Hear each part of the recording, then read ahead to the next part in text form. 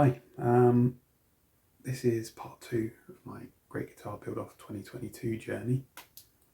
At the end of the last video, I left it basically that I had come up with 2 proposals essentially of what I was going to do and was undecided which route to go. I'd like to thank everyone who commented on the video or the post on the GGBO website. All that feedback was really helpful and actually inspired some ideas, which is pretty cool. I've decided to go with option 1 as was presented, which is basically the Pickguard option. That option was put together very, very quickly. I've decided to work on the design a bit and improve it. And yeah, so that's what I'm going to present today. I suppose I should really explain why I chose to go with option 1. And at the end of the day, I want to get a good guitar out of that.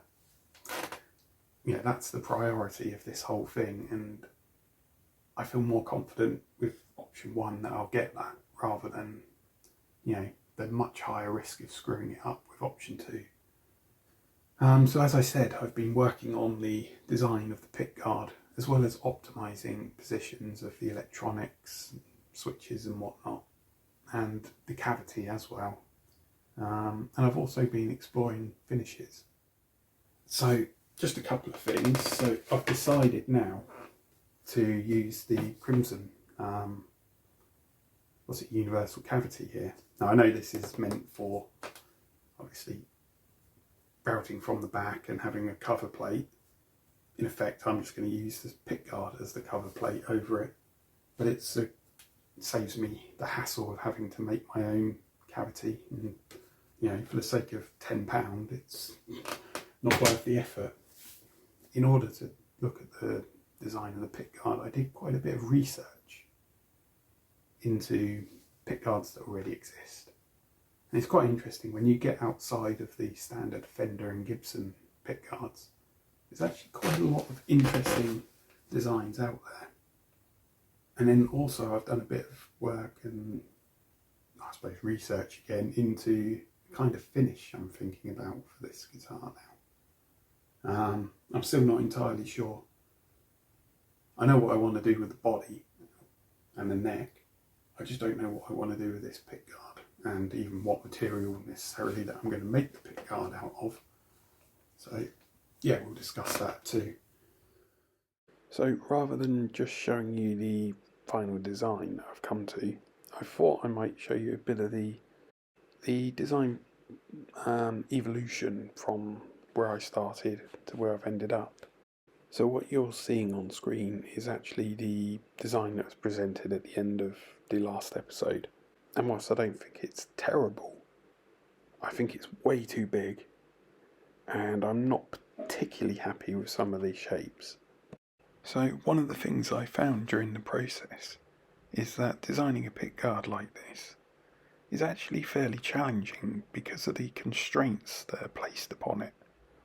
So for instance, it has to hold all of the electronics, and there's quite a lot of electronics in this design. As well as that, it has to cover up the excess sort of routing from the standard telly bridge versus the P90, as well as the standard telly cavity that's already been routed into the body. All of these things are constraints on what I can do. In total, I put together almost 30 different versions until I arrived at a final design that I liked. These were originally created in 2D, and then when I had something I thought was pretty good in 2D, I converted that to 3D. And what you're going to see is a sample of those 3D versions. So this is the next version. I adopted a Strat style for the bass side of the guitar, but I think it looks a bit too weird with the switch on its own there. I also separated the lower horn, and I'm not a big fan of the shapes at the bottom around the cavity. So this one's a slight revision where I've moved the switch into the cavity and slightly improved the curves at the bottom there. I think the Switch looks better, but I don't like the mini toggle here, and the pickguard's still too big anyway. So this one's basically the same as the last, except it adds a fake sound hole between the pickups under the strings. That sound hole is just a hole in the pickguard. It just sits on top of the body. So this and several other variants of it were experiments with making the pickguard as small as possible. So I realised that the pickguard is not really needed around the neck pickup at all. It's only really needed for the electronics and the bridge pickup. Interestingly though, I found that all these small variants like this just seem to be too small, they just look wrong. So I started thinking about pulling the top of the pickguard down towards the neck pickup and see if that would help. But this version is just ugly. This iteration is a lot more promising. I adjusted the pickguard so that it intersects with the neck pickup, and I tweaked many of the curves to look better and also reduce the footprint.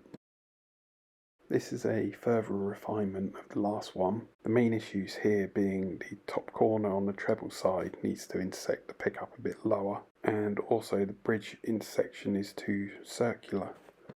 This here is basically the final version. It's been refined overall to look a lot better. I slightly adjusted the toggle switch position to make that look a bit better. I even went ahead and adjusted the screw position so that they align on the centre line of the ellipse. I also removed the mini toggle switch. The only function it serves is to switch between magnetic and piezo pickups, and this can be done with volume pots, so it's not really needed at the end of the day. So here you can see the pickguard has been turned off, and you can see the cavity below. The black box there is the battery cover, which is accessed from the rear. And here we can see some photos I found online showing the sort of finish I'm thinking of for the body. It's basically this sort of burst from a dark brown, reddy sort of browns into an ambery, yellowy sort of colour. And I saw this one and immediately thought about how a natural finish on the pickguard might look against the stained body. And this here is from an excellent video from Big D Guitars, where he does this kind of sunburst effect on an older body with just 3 stain colours. It's a really good video. I'll put the link in the description for anyone that's interested. So yeah, I printed off this little paper template here just to see, essentially so that I could put it over the bits of wood here and see what sort of grain there might be underneath. So this is the basic piece, and I've drawn on a couple of options. I'm not too keen on any of these really. I think this piece of wood is just a bit too basic really. This one I thought I could do it in the other direction maybe, and pick up some of this down here, which might be quite nice. I'm not quite sure about, because the seam and the join in the wood is running along there, so I'm not quite sure about that, but I think it looks better. So I've got one here.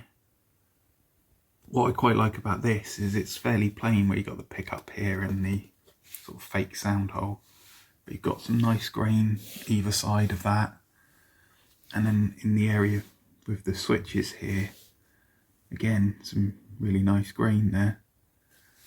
If I just flip this around, the other one is quite similar really.